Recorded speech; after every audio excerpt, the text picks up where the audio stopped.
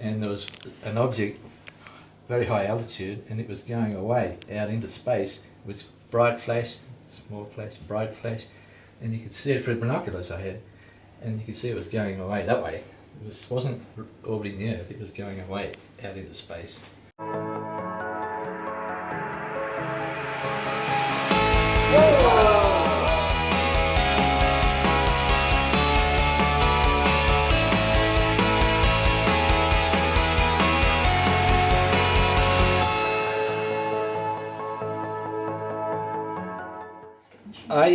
I saw a lot of disc activity in the 90s, and there was a boomerang shaped craft. It just goes on and on and on, but the one I really call it an alien spacecraft, there was two of them in low altitude up the east coast of Australia. There was a report in the newspaper that the animals, the cattle in the Darling Downs, which is on the highlands running through Queensland, were all herding against the western boundary fence. And I thought, I put an email out, said just keep your eye out for low altitude UFOs and cattle mutilations, because what else would freak them out so much? Anyway, I witnessed one night, I call it a red light array craft because it had red lights all over it, and one very quickly pulsating red underneath. When I saw it, it was an angle like this, and I thought it was an aircraft coming in to land at the airport.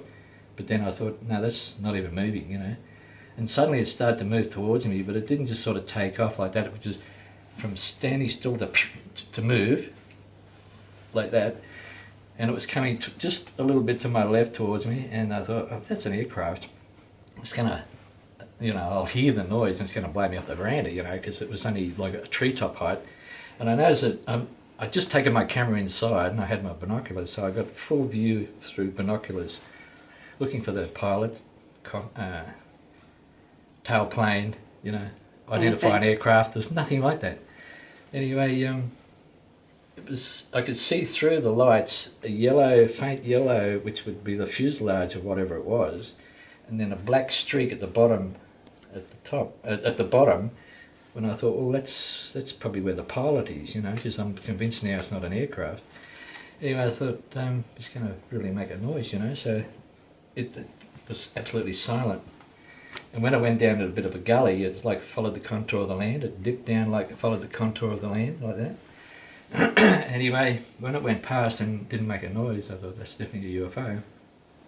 I turned around and had a look to where it came from, and there's a second one coming, identical.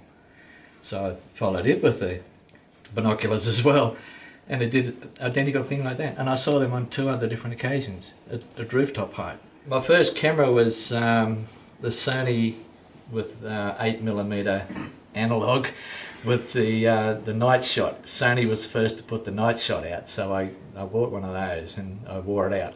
So I had so many and I was trying to photograph UFOs with 35mm print film at a 30th of a second, because I've been a photographer all my life and I know anything slower than a 30 you get too much motion blur. So I had a whole series. I'm trying to capture these things on 35mm still. And then there was a flap happening, so I went to the local electrical retailer and I said, oh God, you got to lend me a video camera because there's UFOs around, you know, like, I'll put your store up there, you know, like, and promote it, you know, just give me a video camera, I've got to get it, you know. Oh no, we can't do that. And none of my mates had one that was functioning, or the battery wasn't flat or something, couldn't get one. So I thought, I've got to buy one. So when I bought it, the flap was over. But then I come back again, so I was witness to about 3 different flap situations, which is just incredible.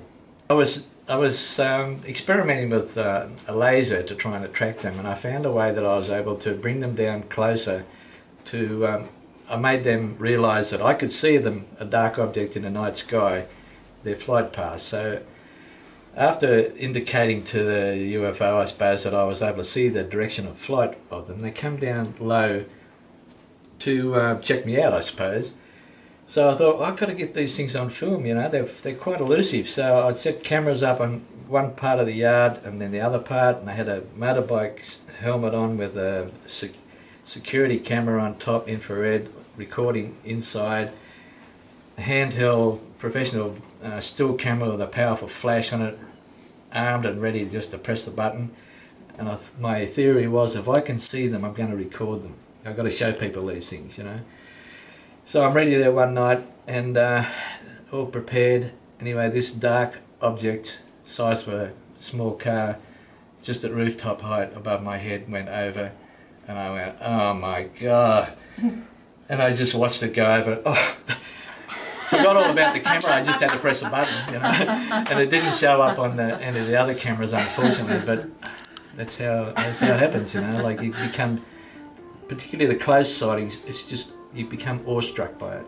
It's just something that's so unfamiliar to you, and then you see that almost in your face. It's not that it's a shock so much, it's just your mind's trying to say, what is that? What is it? You're trying to explain it. And that's the human mind. It's a strange thing when it comes to those sort of things. But that's happened a few times. If I could have recorded all my close sightings, you'd have some amazing footage of craft and formations. So it's sort of awareness of what's happening when UFOs are around. When they're around, spend all the time you can observing, because they're not here all the time in great numbers like they are when they're in flap situations.